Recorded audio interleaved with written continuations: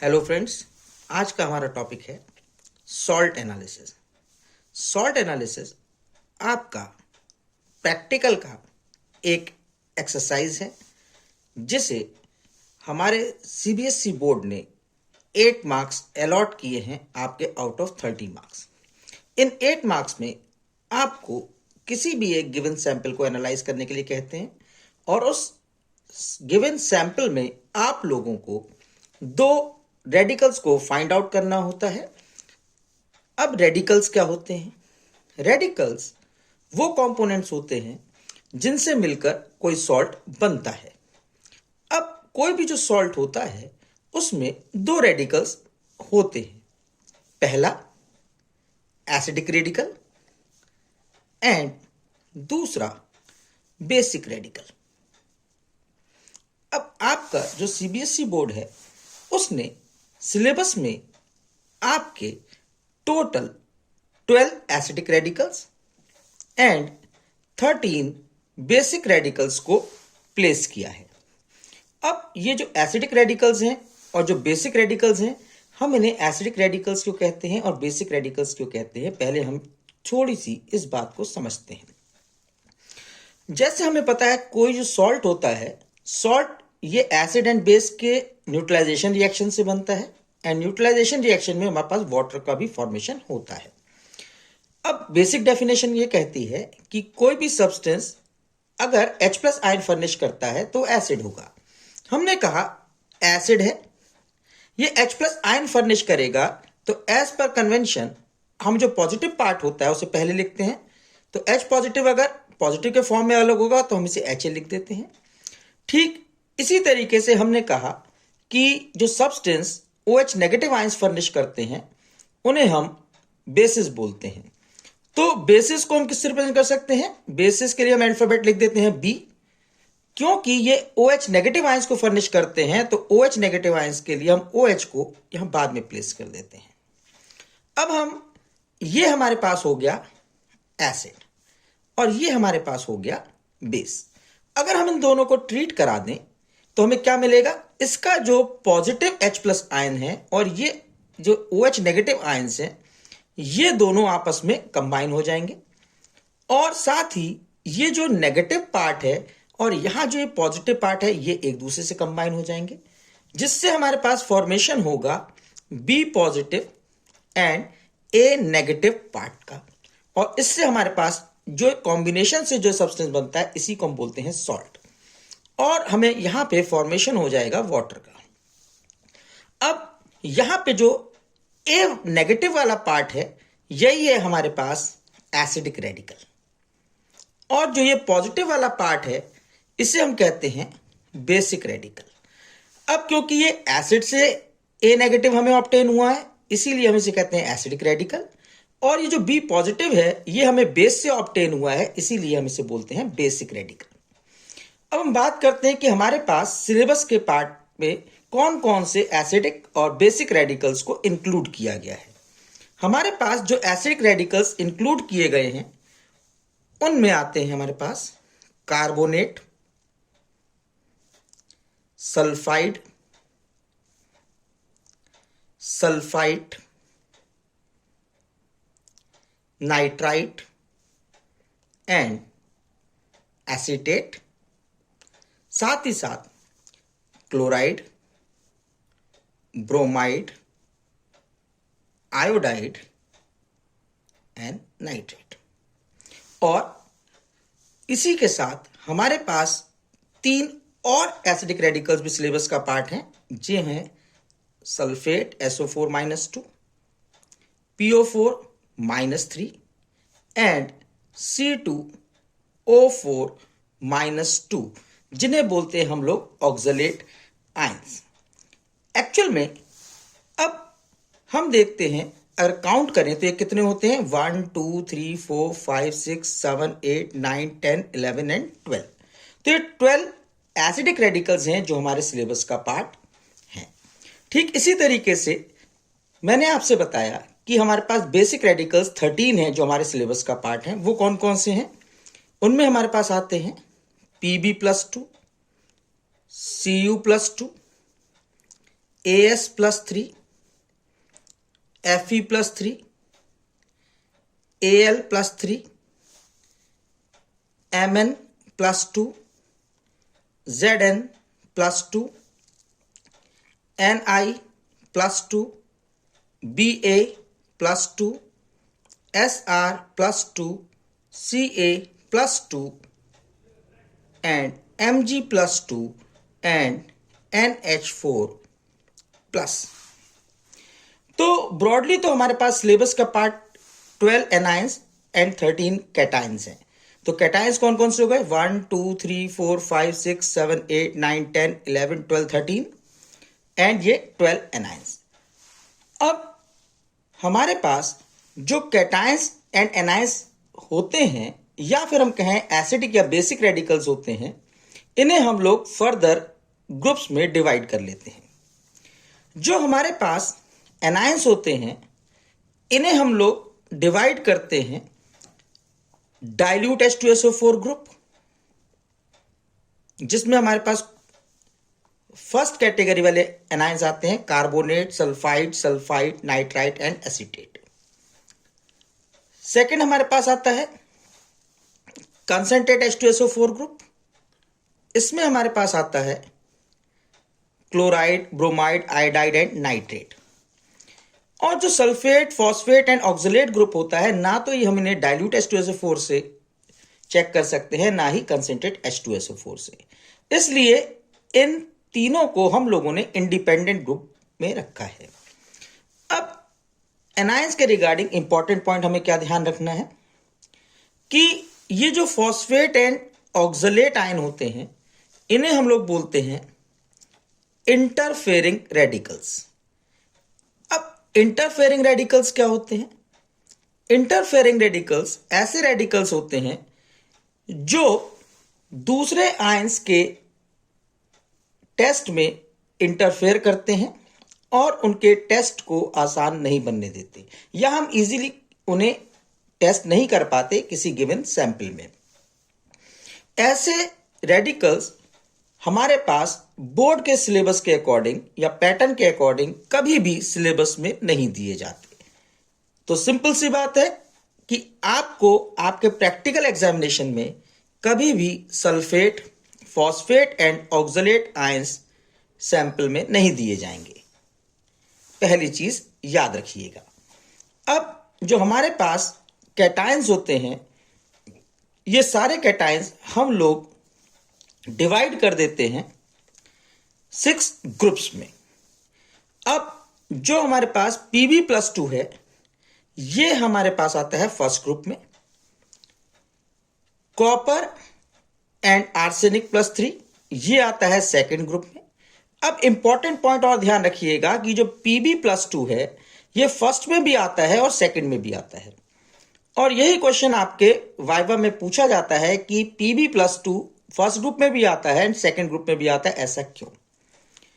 तो उसका रीजन ये है कि फर्स्ट ग्रुप में जो हमारे पास रिएजेंट होता है वो डाइल्यूट HCl होता है, लेकिन फर्स्ट ग्रुप में लेड क्लोराइड के फॉर्म में कंप्लीटली प्रेसिपिटेट आउट नहीं होता और उसका कुछ पार्ट सेकंड ग्रुप में चला जाता है। इसीलिए यहां पर ये as a sulphide completely precipitate होता है और यही रीजन है कि lead first and second group दोनों में प्रेजेंट होता है। Fe+3 एंड Al+3 इसे रखा है थर्ड ग्रुप में। Mn+2 एंड Zn+2 ये आता है हमारे पास फोर्थ ग्रुप में। Ni+2, Ba+2, Sr+2 and Ca+2 ये आता है फिफ्थ ग्रुप में। Mg+2 एंड NH4+ इन दोनों को रखा गया है हमारे पास सिक्स्थ ग्रुप में। बट यहां पे एक बहुत ही इंपॉर्टेंट पॉइंट आपको ध्यान में रखना है। NH4+ रखा सिक्स्थ ग्रुप में गया है, लेकिन जब भी हम लोग स्टार्ट करते हैं तो स्टार्टिंग हमेशा हम लोग 0 से करते हैं और यहां पे जो अमोनियम आयन है, जब भी हम टेस्टिंग स्टार्ट करेंगे कैटायंस की, तो सबसे पहले हम इसी को चेक करते हैं। उसका रीजन है कि हमारे पास जितने भी ये ग्रुप होते हैं, first, second, third, fourth and fifth, इन सबके लिए एक पर्टिकुलर ग्रुप रिएजेंट होता है और उन ग्रुप रिएजेंट में कहीं ना कहीं पर हम लोग अमोनियम आयंस को किसी ना किसी फॉर्म में ऐड करते हैं।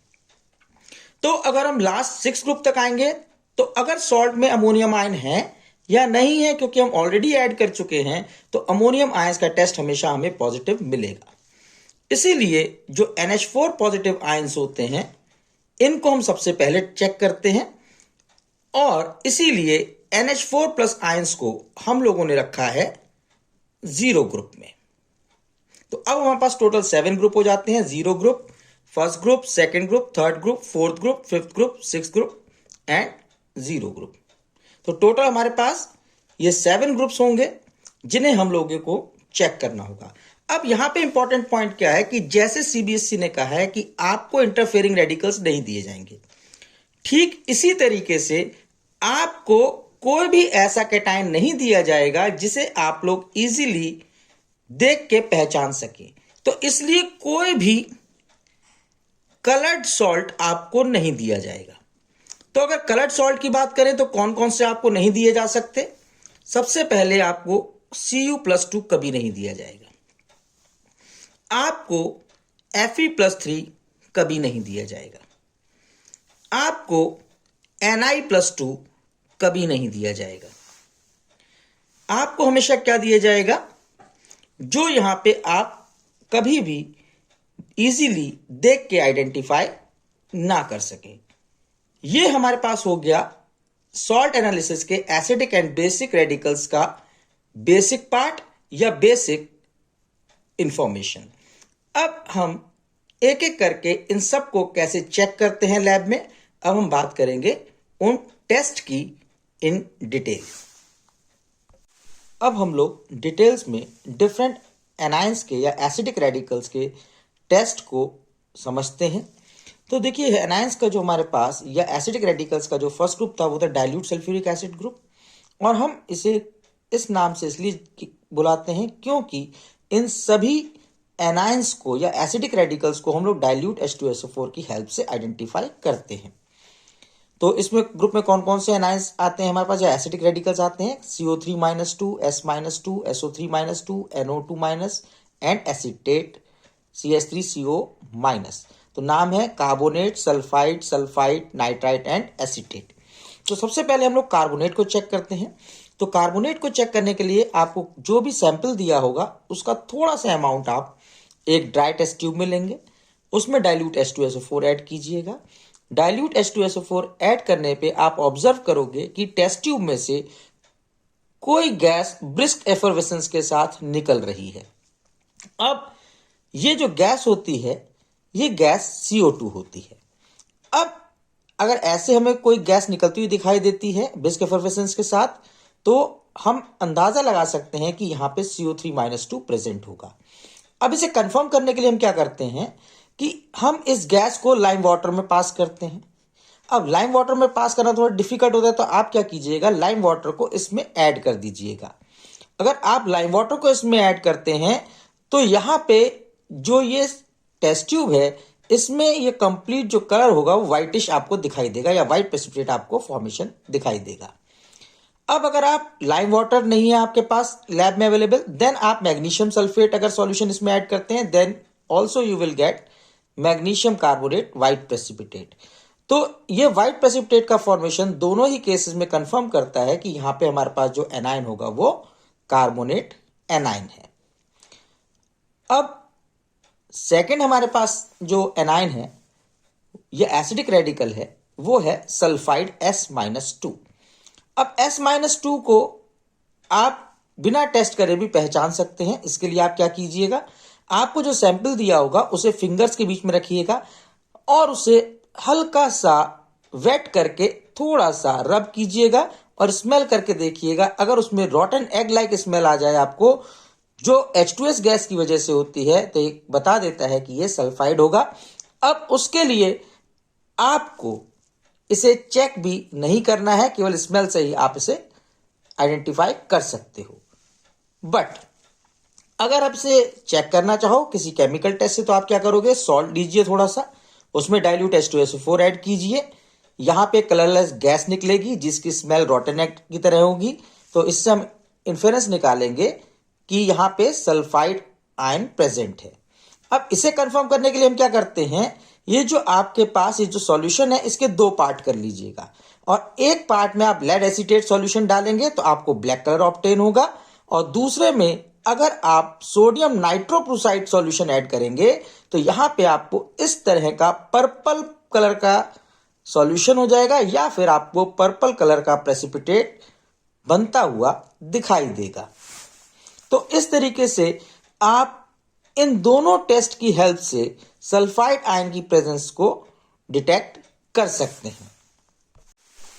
अब हमारे पास नेक्स्ट एनायन है सल्फाइड एनायन, और इसे हम कैसे चेक करेंगे, इसके लिए हम लोग अगेन एक ड्राई टेस्ट ट्यूब लेंगे, उसमें गिवन सॉल्ट का थोड़ा सा अमाउंट डालेंगे, उसमें डाइल्यूट H2SO4 को ऐड करेंगे, एंड जब हम डाइल्यूट H2SO4 को ऐड करेंगे तो ऑब्जर्व करेंगे कि हमें टेस्ट ट्यूब में से कुछ कलरलेस गैस निकलती हुई दिखाई देगी, जो स्मेल करने पे सफोकेटिंग होगी। सफोकेटिंग कहते हैं जिसमें हमें सांस लेने में तकलीफ हो, कुछ ऐसी गैस। तो ये सफोकेशन जो होता है हमें, या जो गैस निकलती है सफोकेटिंग नेचर की, वो होती है सल्फर डाइऑक्साइड गैस।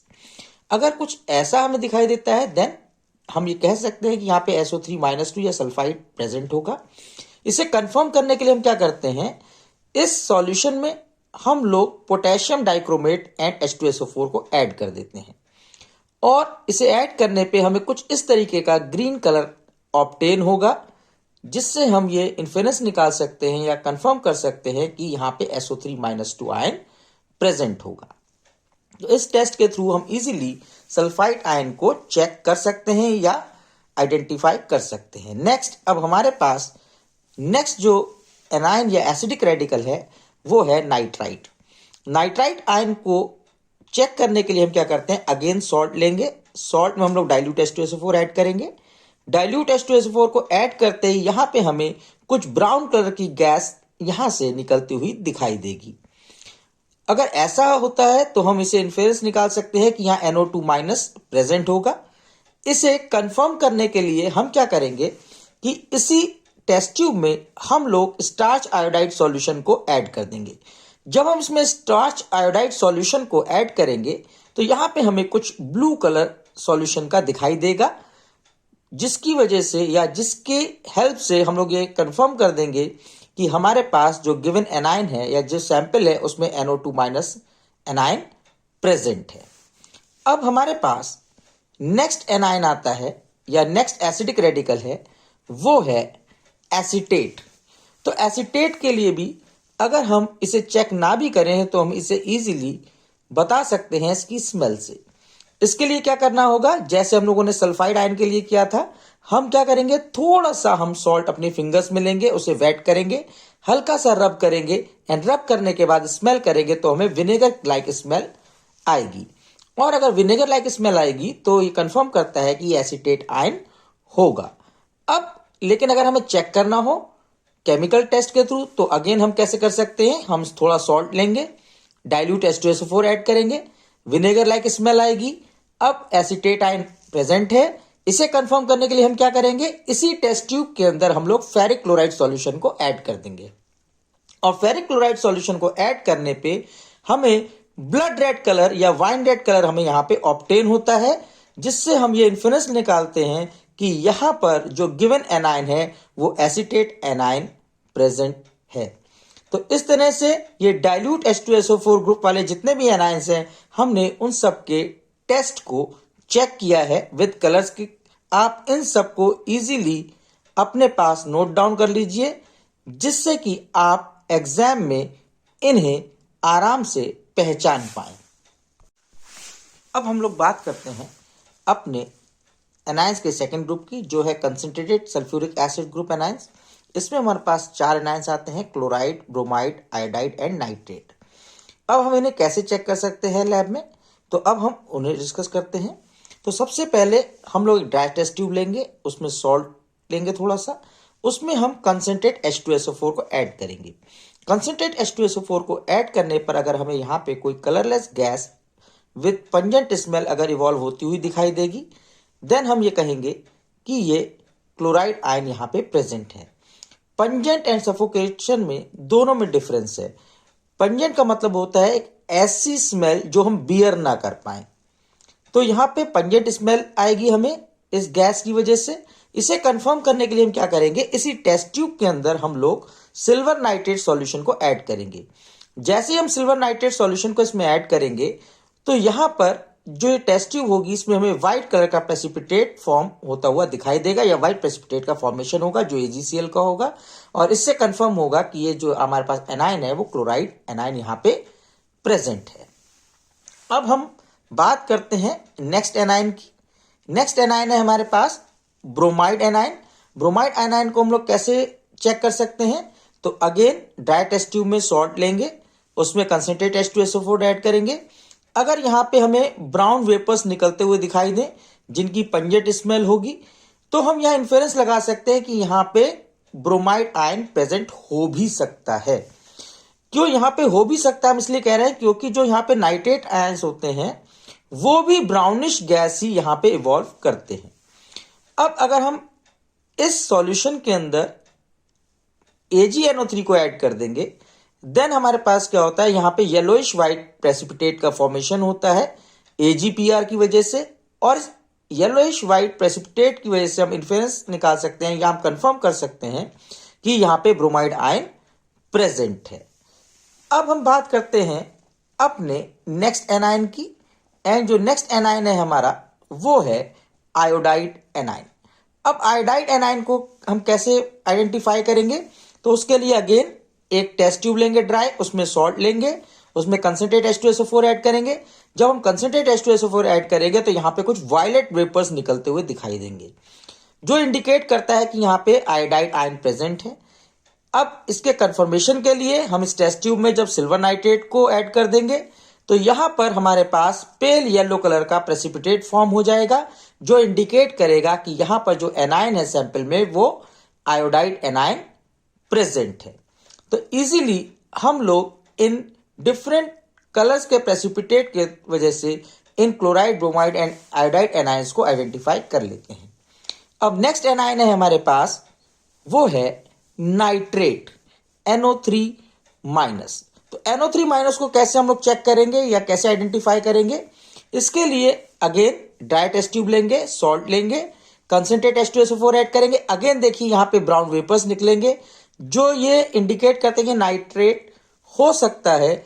अब इसे कंफर्म करने के लिए दो टेस्ट आते हैं। एक आता है कि कॉपर टर्निंग्स ऐड कर दीजिए, सबसे इजी टेस्ट यही है कि कॉपर टर्निंग्स आप इसमें ऐड कीजिए और यहां पर आपको ब्राउन कलर के जो वेपर्स होते हैं ये बहुत ही इंटेंस हो जाएंगे और बहुत ही ज्यादा क्वांटिटी में, अमाउंट में यहां पे ये इवॉल्व होना शुरू हो जाएंगे। और ये जो टेस्ट है ये कंफर्म करता है कि यहां पे आपके पास नाइट्रेट आयन प्रेजेंट है। या फिर इसके लिए हम लोग कोई और एक टेस्ट है जिसे हम लोग बोलते हैं ब्राउन रिंग टेस्ट या फिर रिंग फॉर्मेशन टेस्ट या फिर रिंग टेस्ट, हम उसे भी परफॉर्म कर सकते हैं। अब हम बात करते हैं बेसिक रेडिकल्स की। तो बेसिक रेडिकल्स के टेस्ट को डिस्कस करने से पहले यहाँ पे हम एक चीज को समझ लें कि जब हम बेसिक रेडिकल्स को टेस्ट करते हैं तो उसके लिए हमें ओरिजिनल सॉल्यूशन की रिक्वायरमेंट होती है। ओरिजिनल सॉल्यूशन क्या होता है? तो ओरिजिनल सॉल्यूशन हमारे पास वो सॉल्यूशन होता है जो हम गिवन सैंपल से बनाते हैं। अब ओरिजिनल सॉल्यूशन हम बनाते कैसे हैं? तो इसके लिए हम क्या करते हैं कि जो गिवन सैंपल होता है उसे हम लोग टेस्ट ट्यूब में लेते हैं, उसमें हम लोग डिस्टिल वाटर को ऐड करते हैं और डिस्टिल वाटर ऐड करने के बाद हम उसे डिसॉल्व करते हैं। अगर वो उसमें डिसॉल्व होकर क्लियर सॉल्यूशन दे देता है देन ये हमारा कहलाता है ओरिजिनल सॉल्यूशन। लेकिन अगर मान लीजिए कि अगर वाटर के अंदर आपके पास सैंपल डिसॉल्व नहीं होता तो आप उसे थोड़ा हीट कर दीजिए और अगर हीट करने के बाद वो डिसॉल्व हो जाएगा देन जो ऑब्टेन होगा आपके पास सॉल्यूशन वो आपका कहलाएगा ओरिजिनल सॉल्यूशन। इन केस अगर मान लीजिए वो तब भी आपका डिसॉल्व नहीं होता देन आप डाइल्यूट HCl का यूज कीजिए और डाइल्यूट HCl को डालने के बाद अगर सैंपल डिसॉल्व हो जाता है तो उससे जो क्लियर सॉल्यूशन मिलेगा तब हम उसे बोलेंगे original solution. And in case अगर डाइल्यूट HCl भी काम ना करे देन हम उसमें ऐड करते हैं कंसंट्रेट HCl और तब हम उसे डिसॉल्व करेंगे तो हमें जो ऑब्टेन होगा सॉल्यूशन उसे हम लोग बोलेंगे ओरिजिनल सॉल्यूशन। तो जो ओरिजिनल सॉल्यूशन है, ये जो आपको सैंपल होगा, आपको उसे चेक करना पड़ेगा, वाटर के अंदर डिसॉल्व करना होगा, डिसॉल्व होता है या नहीं, फिर उसे हीट कर देंगे या फिर डाइल्यूट HCl या कंसंट्रेट HCl का यूज करके हम ओरिजिनल सॉल्यूशन को प्रिपेयर करेंगे। तो अब आई होप कि आप लोग समझ चुके होंगे कि ओरिजिनल सॉल्यूशन क्या होता है और इसे हम लोग पूरे वीडियो में OS से रिप्रेजेंट करेंगे। तो यहाँ पे हम क्या करेंगे, अगर हमें सबसे पहले हमने कहा कि जब भी हम टेस्टिंग करते हैं बेसिक रेडिकल्स की या कैटायंस की, तो सबसे पहले हम अमोनियम आयंस को चेक करते हैं। तो इसके लिए हम क्या करेंगे, टेस्ट ट्यूब लेंगे, टेस्ट ट्यूब में हम लोग ओरिजिनल सॉल्यूशन लेंगे, ओरिजिनल सॉल्यूशन लेने के बाद हम उसमें नेस्लर रिएजेंट को ऐड कर देंगे।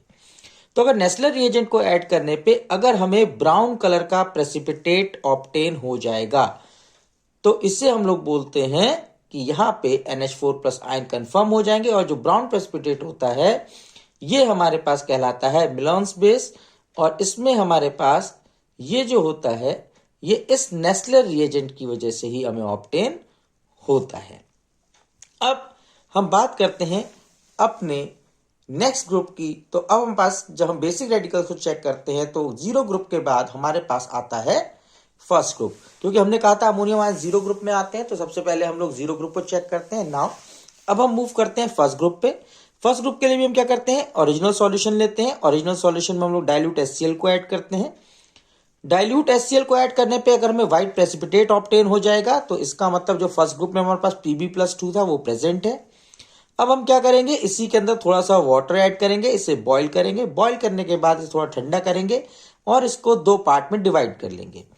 अब 2 पार्ट में डिवाइड करने पर एक पार्ट में हम पोटेशियम आयोडाइड को डाल देंगे तो हमें येलो प्रेसिपिटेट ऑब्टेन होगा, और सेकंड पार्ट में हम पोटेशियम डाइक्रोमेट को ऐड करेंगे तब भी हमें येलो प्रेसिपिटेट ऑब्टेन होगा। तो अगर हमारे पास येलो प्रेसिपिटेट ऑब्टेन होता है दोनों ही केसेस में, तो ये कंफर्म करता है कि यहाँ पे हमारे पास फर्स्ट ग्रुप Pb+2 प्रेजेंट है। सपोज अगर मान लीजिए कि यहां पर हमारे पास कोई भी प्रेसिपिटेट ऑब्टेन ना हो और सॉल्यूशन क्लियर रह जाए, तो उस केस में क्या होगा।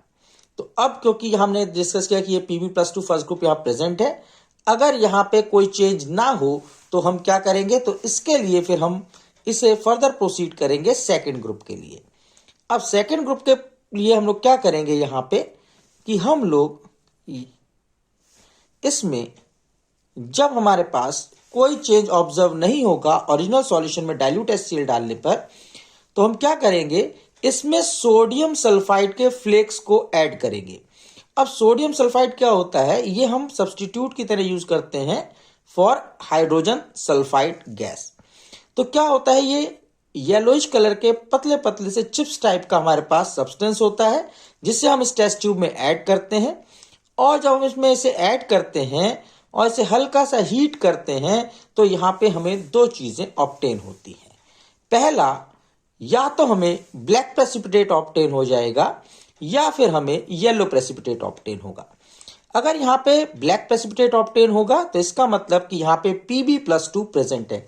हमने डिस्कस किया था आपसे कि जो Pb+2 है ये फर्स्ट ग्रुप में भी आता है एंड सेकंड ग्रुप में भी आता है। क्यों आता है, क्योंकि फर्स्ट ग्रुप में जो हमारे पास लेड है वो कंप्लीटली PbCl2 के फॉर्म में प्रेसिपिटेट आउट नहीं होता, उसका कुछ पार्ट नेक्स्ट ग्रुप में पहुंच जाता है जो वहां पे सेकंड ग्रुप में जाके एज ए लेड सल्फाइड के फॉर्म में प्रेसिपिटेट आउट होता है। तो इन केस अगर यहां ब्लैक प्रेसिपिटेट मिलता है तो आप क्या करेंगे, इसमें थोड़ा सा कंसंट्रेट नाइट्रिक एसिड डालिएगा, हीट करिएगा। हीट करने पे अगर यहां पे क्लियर सॉल्यूशन मिल जाता है तो इस क्लियर सॉल्यूशन में आप 2 से 3 ड्रॉप इथेनॉल ऐड कीजिएगा एंड H2SO4 ऐड कीजिएगा। अगर ऐसा करने पर आपको यहां पर व्हाइट प्रेसिपिटेट ऑब्टेन हो जाएगा, तो यहां पे ये कंफर्म करेगा कि लेड प्रेजेंट है। और मान लीजिए कि यहां पे जब आपने सोडियम सल्फाइड के फ्लेक्स को ऐड किया था, यहां पर अगर येलो प्रेसिपिटेट आपको ऑब्टेन होता है, तो उस कंडीशन में यह शो करता है कि यहां पे आपके पास आर्सेनिक As+3 प्रेजेंट है। इसे भी फर्दर चेक करने के लिए आप क्या करेंगे, इसी टेस्ट ट्यूब में आप अमोनियम सल्फाइड को ऐड कीजिए और इसे जैसे ही हम वार्म करेंगे तो यहां पे जो ये येलो कलर का जो प्रेसिपिटेट हमें ऑब्टेन हुआ था ये डिसॉल्व हो जाएगा और इससे क्लियर हम हो जाएगा कि यहां पे हमारे पास आर्सेनिक As+3 प्रेजेंट है। अब ये हमारे पास हम डिस्कस किया 0 group, first group, second group. अब हम फर्दर प्रोसीड करते हैं थर्ड ग्रुप पे। तो थर्ड ग्रुप में हमारे पास हमने कहा कि दो कैटायंस आते हैं, एक Al+3, दूसरा Fe+3। Fe+3 आपको कभी भी नहीं दिया जाएगा, आपको थर्ड ग्रुप में हमेशा Al+3 ही दिया जाएगा। तो अब इसे कैसे चेक करेंगे? तो इसको चेक करने के लिए हम क्या करते हैं, एक ड्राई टेस्ट ट्यूब लेते हैं, उसके अंदर हम ओरिजिनल सॉल्यूशन ले लेंगे। ओरिजिनल सॉल्यूशन लेने के बाद हम उसमें अमोनियम हाइड्रोक्साइड को ऐड करेंगे। अमोनियम हाइड्रोक्साइड को ऐड करने के बाद हम 2 to 3 drops blue litmus solution इसमें ऐड करेंगे और फिर उसमें एक्सेस में अमोनियम हाइड्रोक्साइड को ऐड कर देंगे। ऐसा करने पे क्या होगा कि हमारे पास टेस्ट ट्यूब में आपको व्हाइट कलर के या फिर कलरलेस सॉल्यूशन के ऊपर ब्लूइश प्रेसिपिटेट फ्लोट करता हुआ दिखाई देगा। अगर ऐसा होता हुआ दिखाई देता है तो यहां पर Al+3 कंफर्म होता है और इस टेस्ट को हम लोग बोलते हैं लेक वाटर टेस्ट या फिर हम इसे बोलते हैं एल्यूमिनियम का लेक टेस्ट। तो ये टेस्ट हमें कंफर्म करता है Al+3 की प्रेजेंस को। थर्ड ग्रुप के बाद हम लोग चलते हैं फोर्थ ग्रुप में, और फोर्थ ग्रुप में हमारे पास जो दिया जाता है सैंपल में होता है Zn+2। तो Zn+2 की प्रेजेंस को हम कैसे कंफर्म करेंगे? तो इसके लिए हम लोग क्या करेंगे, एक टेस्ट ट्यूब में ओरिजिनल सॉल्यूशन लेंगे, उसमें अमोनियम हाइड्रोक्साइड को ऐड करेंगे। तो अमोनियम हाइड्रोक्साइड को ऐड करने पर अगर हमें यहाँ डर्टी व्हाइट कलर का प्रेसिपिटेट ऑब्टेन होगा तो ये शो करता है कि यहाँ पे Zn+2 प्रेजेंट है। अब कंफर्म करने के लिए हम क्या करते हैं, इस टेस्ट ट्यूब में हम पोटेशियम फेरोसाइनाइड को ऐड करते हैं या पोटेशियम फेरोसाइनाइड का सॉल्यूशन यहाँ पे ऐड करते हैं। पोटेशियम फेरोसाइनाइड का सॉल्यूशन को ऐड करने पर अगर यहाँ पे हमें येलोइश व्हाइट प्रेसिपिटेट ऑब्टेन हो जाता है तो यहाँ पे ये कंफर्म करता है कि Zn+2 प्रेजेंट है। तो यहाँ पे इस येलोइश व्हाइट प्रेसिपिटेट के फॉर्मेशन से Zn+2 कंफर्मेशन हो जाता है और फोर्थ ग्रुप में हमें Zn+2 ही दिया जाता है। अब हम प्रोसीड करते हैं फिफ्थ ग्रुप में। जब हम फिफ्थ ग्रुप में प्रोसीड करते हैं तो फिफ्थ ग्रुप में हमारे पास हमें 3 कैटायंस दिए जाते हैं, बेरियम, स्ट्रांशियम एंड कैल्शियम। तो कैसे इन्हें चेक करते हैं? तो इसके लिए सबसे पहले हम ओरिजिनल सॉल्यूशन लेते हैं। ओरिजिनल सॉल्यूशन में अगर हम पोटेशियम आयोडाइड को ऐड करें और पोटेशियम आयोडाइड को ऐड करने पे कोई चेंज ना हो सॉल्यूशन में, तो ये शो करता है कि यहाँ पे बेरियम Ba+2 आयन प्रेजेंट है। ऐसे ही अगर हम ओरिजिनल सॉल्यूशन में अमोनियम सल्फेट को ऐड करें और अमोनियम सल्फेट को ऐड करने पर अगर हमें व्हाइट प्रेसिपिटेट मिले तो हम इसे बोलते हैं कि यहाँ Sr+2 प्रेजेंट होगा। और अगर हमारे पास यहाँ पर अगर ओरिजिनल सॉल्यूशन के अंदर हम लोग अमोनियम ऑक्सलेट को ऐड कर दें और तब हमें व्हाइट प्रेसिपिटेट ऑब्टेन हो तो यहाँ पे हमें शो करता है कि यहाँ Ca+2 आयंस प्रेजेंट होंगे। अब जो ये फिफ्थ ग्रुप है, फिफ्थ ग्रुप में क्योंकि हमारे पास 3 ही कैटायंस बच जाते हैं, Ba+2, Sr+2 एंड Ca+2। तो ओरिजिनल सॉल्यूशन में हम लोग क्या करते हैं, बारी बारी से potassium iodide, ammonium sulphate and ammonium oxalate को ऐड करके देख लेते हैं। तो जिसके साथ भी हमें कोई प्रेसिपिटेट ऑब्टेन होगा तो वही हमारे पास कैटायन उस गिवन सैंपल में प्रेजेंट होगा, ये हम आइडेंटिफाई कर लेते हैं। तो आई होप कि अभी हम लोगों ने जो acidic radicals and basic radicals के पार्ट को समझा है, ये आपको हेल्प करेगा आपके प्रैक्टिकल्स में।